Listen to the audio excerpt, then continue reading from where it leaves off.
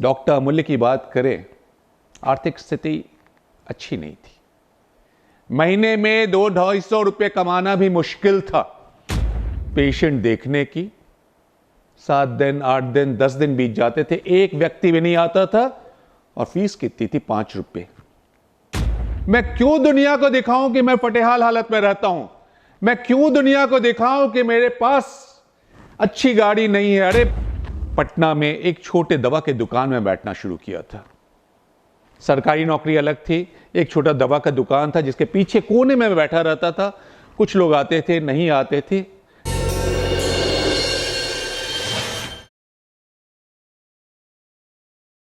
जिंदगी के इस मुकाम पे आके जब कोई व्यक्ति मिलता है, हमेशा पूछता है, डॉक्टर अमूल्य आप यूथ के लिए एक इंस्पिरेशन है, तब सोचने को मजबूर हो जाता हूं, शायद ये वही अमूल्य है जो कि पटना की गलियों में इधर उधर भटकता हुआ, हर गलियों में से मैं गुजरा हूं, बहुत कष्ट मैंने देखे हैं। मैं हूं doctor Amulya Kumar Singh, orthopaedic surgeon, director of Akshat Seva Sadan orthopaedic hospital mainly. बचपन पटना की गलियों में बीता। Saint Xavier's High School Patna में मैंने पढ़ाई की। उसके बाद पटना साइंस कॉलेज, और पहली बार जिंदगी में मैं बिहार से बाहर गया हुआ था arm forces medical college Pune, सशस्त्र सेना चिकित्सा महाविद्यालय। किस्मत था, बड़ों का आशीर्वाद था, थोड़ी मेहनत थी अपनी कि उस जगह पे पहुंचा जहां पे बहुत लोग पहुंचने के लिए तरसते हैं। वहां जाके मुझे हमेशा लगा कि मैं फौज की सेवा करूं, फौज में रहूं, देश की सेवा करूं। पर कहीं ना कहीं मेरी माताजी 1988 में बहुत बेवल हो गई और उन्होंने कहा कि नहीं, तुम्हें पटना वापस आना है, मैं जब बूढ़ी हो जाऊंगी तब मुझे कौन देखेगा। बड़े शौक से मैंने तुम्हें डॉक्टर बनाया है, और अगर मुझे बुढ़ापे में तुम्हारा सहायता नहीं मिला तब मेरा क्या होगा। अनचाहे मन से उस फौज की नौकरी में जिसमें जाने की बहुत तमन्ना थी उसको छोड़ा, वापस आ गया पटना। 1988 22 दिसंबर में पटना वापस आया। बहुत अजीब सा वह समय गुजरा मेरे साथ। सही किया गलत किया मुझे खुद नहीं मालूम था अपनी जिंदगी के बारे में, पर परिवार था, माताजी थे, पिता थे, भाई बहनों का एक संयुक्त परिवार था। उस परिवार के साथ आगे बढ़ा। 1991 में मेरी शादी हुई, और आजकल के जमाने से लोग शायद ना माने, परफेक्टली अरेंज्ड मैरिज। माता पिताजी ने मेरे लिए वो लड़की खोजी। उस समय वो है मेडिकल स्टूडेंट। मैं ये नहीं बोल रहा हूं मैं गरीब परिवार से आता हूं। मैं वैशाली जो जिला है उसमें एक गांव है महुआ के बगल में, हुसैनीपुर, वहां से आता हूं। मेरे पिताजी चिकित्सक थे, Patna medical college hospital department of orthopaedics के वो विभागाध्यक्ष रहे। लेकिन कूट कूट कर ईमानदारी, प्रैक्टिस नहीं करूंगा, मैं सरकारी सेवा में हूं, मैं प्राइवेट में मरीज नहीं देखूंगा, केवल सरकारी कार्य करूंगा। उसके साथ उनकी जिंदगी बीती। कहीं ना कहीं कुछ गन मुझे भी आए। मैंने भी सोचा मैं सेवा करूंगा, लेकिन किसकी? अगर आपके पास पॉकेट में पैसा नहीं है, आप कुछ सेवा नहीं कर सकते। मैं इस स्टेज पे, जो कि मेरी उम्र अब 58 वर्ष हो गई है, मैं यह सब लोगों को बोलना चाहूंगा, पैसा होना भी बहुत जरूरी है आपके जिंदगी में। अगर आप आगे बढ़ने की तमन्ना रखते हैं, आप समाज में किसी जगह बैठने की कोशिश करते हैं, लोग देखते हैं कि आपकी आर्थिक हालत क्या है। कितनी भी किताबों में लिख दी जाए बातें कि आप धर्म का कार्य करिए, ये कीजिए, लेकिन आपका जो पैमाना है वो कहीं ना कहीं अर्थशास्त्र से जुड़ा रहता है। वो व्यक्ति जो कि समाज में सफल होना चाहता है, उसको सफलता की ऊंचाइयां तभी मिलती हैं जब उसके साथ सहयोगी उसके साथ जुड़ते रहते हैं। मेरी सहयोगी मेरी पत्नी, वो मेडिकल स्टूडेंट थी उस समय 1991 में। सेकेंड ईयर की स्टूडेंट, और थर्ड ईयर में जब पहुंची, हमारे घर में एक नन्हा बालक भी आ गया। डॉक्टर अमूल्य की बात करें, आर्थिक स्थिति अच्छी नहीं थी। महीने में 200-250 रुपए कमाना भी मुश्किल था। 1994 में मैंने एक छोटी सी जगह पे सोचा कि शुरुआत करता हूं पेशेंट देखने की। 7 दिन, 8 दिन, 10 दिन बीत जाते थे, एक व्यक्ति भी नहीं आता था, और फीस कितनी थी? 5 रुपए। 5 रुपए पे भी कोई विश्वास नहीं करता था कि अमूल्य के पास चले जाएं। आज भी मुझे याद है, होली के 2 दिन या 3 दिन बाद की बात है, एक मुस्लिम महिला मेरे पास आई। उसके पति फेरी लगाते थे, सर में पुराने बर्तन लेके, वो कुछ पुराने बर्तनों को बेचते थे, नया बर्तन भी नहीं रहता था उनके पास। पेट खराब था। वो महिला मेरे पास आई, शकीना खातून। जिंदगी का प्रथम 5 रुपया मुझे उस शकीना खातून से मिला था, इसलिए आज भी मैं उसको नहीं भूल सकता हूं। उसका इलाज किया, आज भी वो है, मुझसे पूरा परिवार जुड़ा हुआ है। उसके बच्चों की शादियां मैंने देखी है। क्या सहायता किया, मैं उसकी बात यहां करने नहीं आया हूं कि मैं कितना धर्म का कार्य करता हूं, मैं उसकी बात नहीं करूंगा। उस रास्तों से कैसे मैं आगे बढ़ा उसकी बात करता हूं, क्योंकि ये यंग जनरेशन है, they get inspired by my lifestyle.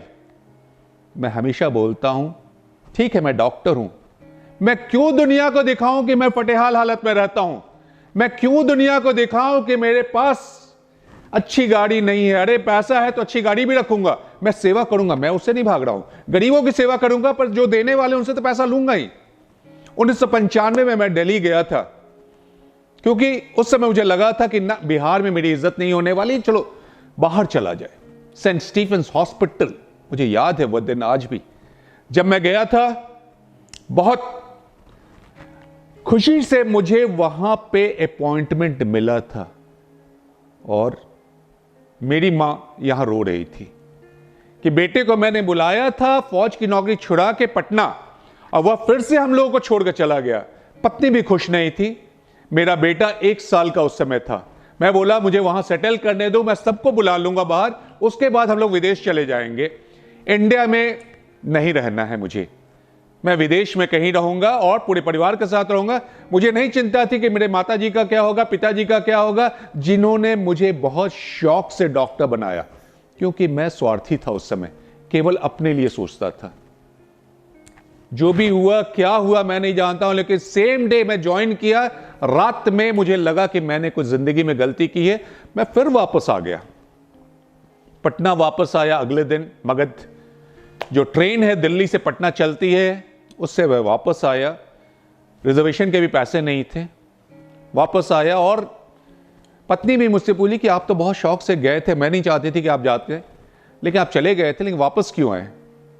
मैं बोला कि मेरे पास कोई जवाब नहीं है। बिहार सरकार की नौकरी ज्वाइन की, कुछ साल रहा।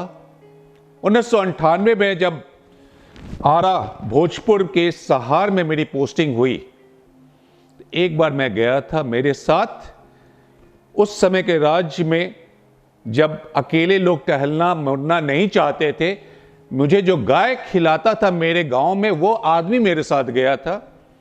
और उस जगह वो, उस चिकित्सक की जो हालत मेरी थी उस जगह पे, उसको देख के बोला, भैया गांव में गाय खिलाना ज्यादा अच्छा है, ऐसी नौकरी तो मैं भी नहीं करूंगा। उसी दिन मैंने सोचा मुझे सरकारी नौकरी नहीं करनी है। मैं पटना वापस आया और रिजिग्नेशन दिया 1998 में बिहार सरकार से, स्वास्थ्य विभाग।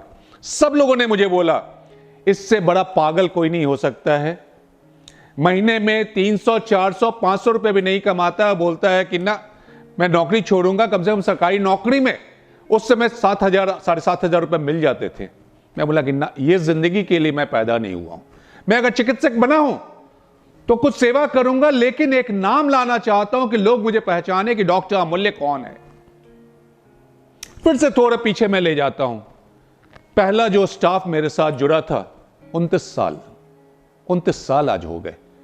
150 रुपए उसने मुझसे मांगा था मेरे साथ 3 घंटे कार्य करने के लिए, और उस पर भी मुझे काफी लड़ाई हुई थी। पत्नी के साथ कि 150 रुपये आएंगे कहाँ, महीने में तो आप 200 रुपये भी नहीं कमाते हो। वो व्यक्ति मुझसे जुड़ा लेकिन, और आज 29 साल से वो मेरे साथ जुड़ा हुआ है। वो मेरी जिंदगी का एक पार्ट बन चुका है संजय। वो आज मेरे पास 111 स्टाफ हैं और 111 में से वो पहला है जो उसके बाद बाकी 110 स्टाफ मेरे साथ जुड़े हैं।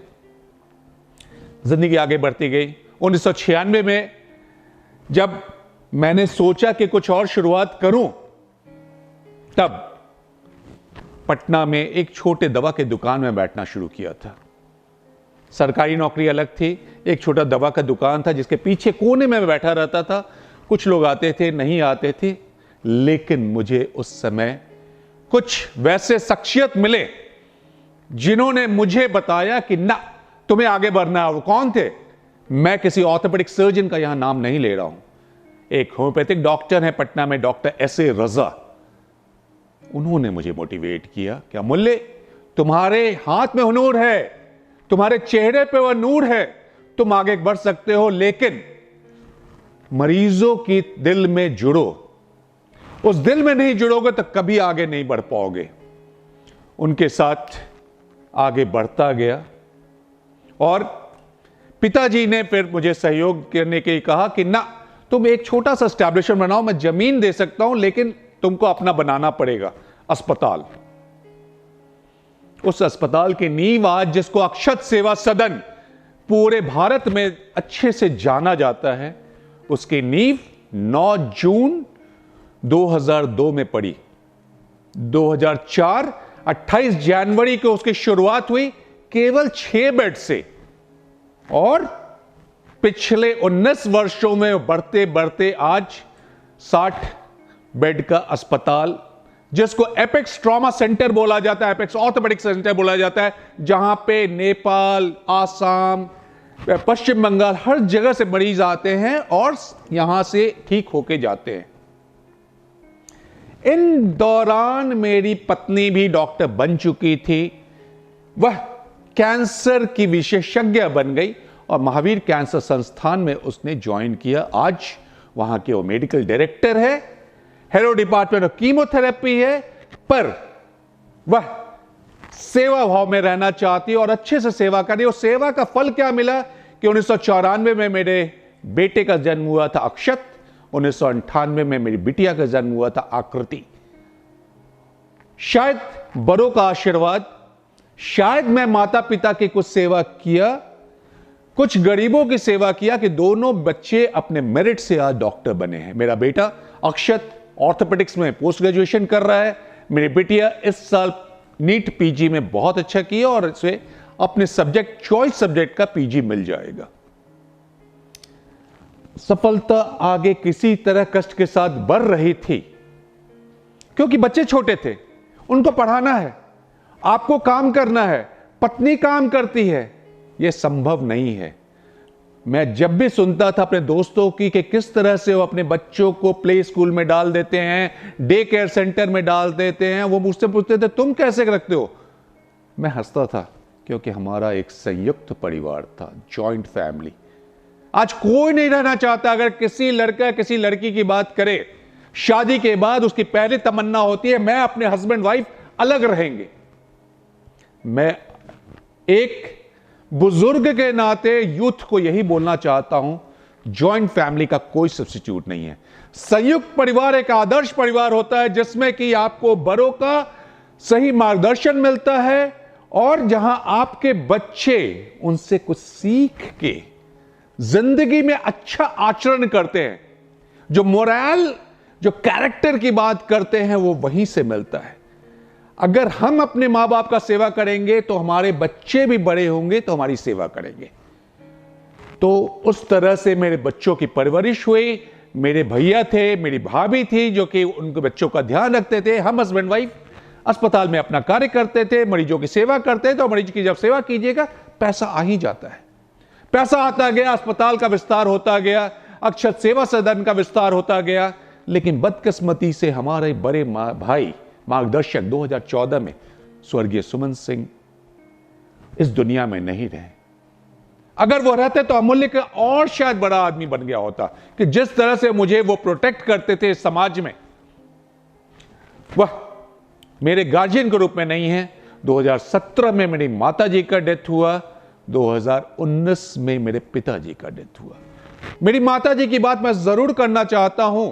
11 महीने 20 दिन वो कोमा में रही, 6 दिन पटना के एक बड़े अस्पताल में रही, और उसके बाद 11 महीना 14 दिन उस घर में रही, अक्षत परिवार में रही। अक्षत सेवा सदन का नाम मेरे पिताजी ने दिया था कि ना उसको अक्षत अस्पताल मत रखो, हेल्थ केयर सेंटर मत रखो, सेवा सदन नाम दो, कि लोगों को मैसेज जाए कि तुम सेवा करते हो। तो उसी सेवा सदन में मेरी माताजी ने रही 11 महीने 14 दिन, जिस जगह का उद्घाटन मेरे माताजी पिताजी ने 28 जनवरी 2004 को किया था। अगर वो अस्पताल नहीं रहता तो शायद, और मेरे स्टाफ नहीं रहते, तो मेरी माताजी उतना जिंदा नहीं रह सकती। करोड़ों का खर्च हो गया होता और पता भी नहीं चला कैसे मैंने किया। तब मेरे पिताजी ने मुझे 2017 नवंबर में बोला, बेटे एक समय आ गया है कि तुम अपने लिए कुछ खर्च करो, अब तुम समाज के लिए कुछ करो। तो नवंबर 2017 में मेरे अस्पताल का एक छोटा भाग लायंस और मेला वृद्धाश्रम के रूप से डेवलप हुआ। 8 रूम उसमें हैं। आज के समय में 5 एसी रूम है, 3 नॉन एसी रूम है, और हम लोग वहां पे बुजुर्गों की सेवा करते हैं। उसका सारा खर्च मैं उठाता हूं। वो अक्षत सेवा सदन सोसाइटी है जिसके थ्रू वो रजिस्टर्ड है, उसका पैन नंबर है, लेकिन अभी तक मैं किसी से कोई सहायता नहीं लिया। करीब करीब महीने में मुझे 1 लाख रुपए खर्च आता है वहां पे। अगर आप 5 साल की बात कर लीजिए तो वो करीब करीब 60 लाख रुपए मेरे खर्च हुए होंगे। तो इसी में से जो मुझे समाज से कमाई मिली उसी में से खर्च करता हूं, सेवा करता हूं। और अब उसमें मैंने एक छोटा सा बैटरी ऑपरेटेड जो टोटो बोलते हैं उसको मैंने रखा है। बुजुर्गों को फ्री में हम लोग ट्रांसपोर्टेशन देते हैं, नर्सिंग केयर में मिलती है, सेवा देते हैं। और मेरे पिताजी ने जिस शौक से उसको बनाया था, उनकी मृत्यु भी उसी जगह पे हुई। जब वो बूढ़े हो गए, वो लाचार हो गए, वो वहां पे बोले मुझे यहां रखो, मेरी सेवा यहीं होने दो, बहुत अच्छा लगता है। और उनकी मृत्यु 14 नवंबर 2019 को हुई। समय बदला, बहुत कुछ बदला। आज मैं हमेशा यही बोलना चाहता हूं अपने यंग जनरेशन को, एक संयुक्त परिवार में रहो। बच्चों को वो चीज सिखलाओ जो तुम चाहते हो बच्चे बड़े होके करें, और बच्चे बड़े हो तभी करेंगे जब तुमने अपने बुजुर्गों की सेवा अच्छे से की है। मैं जब पटना मेडिकल कॉलेज हॉस्पिटल में हाउस जॉब कर रहा था, तब एक दिन एक स्टाफ के साथ मुझे थोड़ी सी बकझक हो गई। किसी ने मेरे पिताजी को बोला कि आपका बेटा वहां बदतमीजी कर रहा है और उससे लड़ रहा है। मेरे पिताजी ने मुझे बोला क्या बात है। मैंने बोला कि यह स्टाफ ड्रेसिंग का 50 रुपया मांग रहा है, पेशेंट से, मैं उसको फ्री में कर सकता हूं कि मैं डॉक्टर हूं, मुझे क्या दिक्कत है, मुझे 50 रुपया नहीं चाहिए, मैं करूंगा, वो सामान नहीं दे रहा है। तब मुझे वो ले गए पीछे पटना मेडिकल कॉलेज अस्पताल के खिड़की के बाहर, उन्होंने दिखाया पीछे क्या दिख रही है। मैं बोला गंगा नदी। बोले गंगा नदी में बहाव किधर है? बोले कि एक तरफ से दूसरी तरफ चली जा रही है। बोले देखो, जो भी व्यक्ति उसके बहाव के अगेंस्ट में जाना चाहेगा वह कहीं ना कहीं शिथिल हो जाएगा। तो बहाव के साथ चलो, लेकिन अपनी दिशा तुम उसके बाद निर्धारित कर सकते हो। सो दुनिया को बहुत बदलने की कोशिश मत करो, तुम अपने आप को बदलते रहो, धीरे धीरे करके दुनिया तुमको फॉलो करेगी, तुम उसके हिसाब से आगे बढ़ सकते हो। तो आज भी मुझे याद है वो माता पिता की वो बातें, जिसके कारण मुझे लगा कि मैंने कुछ अच्छा किया है। आज की जो बात कर रहा हूं मैं आपके सामने, तो आपको लगता होगा कि बहुत शायद मैं आइडियल बात कर रहा हूं, खुद वो करता हूं कि नहीं, तो आपको मेरी जिंदगी के अंदरूनी भाग को देखना पड़ेगा। मैं खुश हूं अपने आप से, पहला इसलिए कि मैं पटना की वापस उस धरती पे आया जहां मैंने जन्म लिया था। दूसरा, मैंने अपने बुजुर्ग माता पिता की सेवा की जो वो चाहते थे। आज जिनके बच्चे विदेश में चले जाते हैं, वह वहां से फोन कर सकते हैं, व्हाट्सएप कॉल कर सकते हैं, लेकिन शारीरिक रूप से वह कोई सेवा नहीं कर पाते। मैं उनको ही बताना चाहता हूं, आप साथ रहिए, क्यों आप छोड़ के जाते हैं? आप कहीं भी आगे बढ़ सकते हैं। अगर नहीं है तो अपने माता पिता को साथ लेके रखिए, साथ में रखिए, उससे आपके बच्चों का आचरण अच्छा होगा। और पति पत्नी किसी भी गाड़ी के दो पहिए होते हैं, अगर दोनों का एक तरह का विचारधारा नहीं होगा तो आप आगे नहीं बढ़ पाएंगे। तो उसके लिए जो एज अ हस्बैंड वाइफ को अलग अलग न समझा जाए, उनको एक पार्ट समझा जाए, उस पार्ट को आगे बढ़ाइए। पति को पत्नी की मजबूरी समझनी होगी, पत्नी को पति की मजबूरी समझनी होगी, क्योंकि आपकी पत्नी दूसरे घर से आपके घर में आई है और वह तो ज्यादा बड़ा त्याग कर रही है, अपने घर को त्याग करके आपके घर में आई है, तो उसको समझना होगा। हर छोटी छोटी बातों का मीन मेक मत निकालिए। तो पत्नी की बात, बच्चों की बात, और बच्चों को हमेशा लगना चाहिए आप उसके लिए समय देते हैं। समय जब दीजिएगा तो बच्चे आपको अपना पार्ट समझेंगे। आजकल लोग इस आर्थिक दुनिया में इतना ज्यादा अलग समय देते हैं कि वह बच्चों से दूर हो जाते हैं और बच्चे फिर आपके साथ रहना नहीं चाहते। तो समय का सदुपयोग, टाइम मैनेजमेंट वही होता है। समय का सदुपयोग कीजिएगा, उसको बांट लीजिए। प्रोफेशनल आप कितना समय दे रहे हैं, फैमिली के लिए कितना दे रहे हैं, समाज के लिए दे रहे हैं कितना समय, इसको जब तक आप नहीं बांटिएगा आप खुश नहीं होगा। जैसे मेरी पत्नी मनीषा, वह सुबह 9 से 5 ड्यूटी करती है, 5 बजे के बाद वो किसी से नहीं मिलती है, क्योंकि जब बच्चे छोटे थे उसका एक ही था कि उनको लगना चाहिए मां उसके साथ बैठी हुई है। कहीं नहीं जाती थी, वो अपने बच्चों के साथ, जैसे एक मुर्गी होती है अपने 2 बच्चों को लेकर बैठ जाती, उसी तरह मेरी मनीषा घर में रहती थी, मैं शाम में प्रैक्टिस करता था।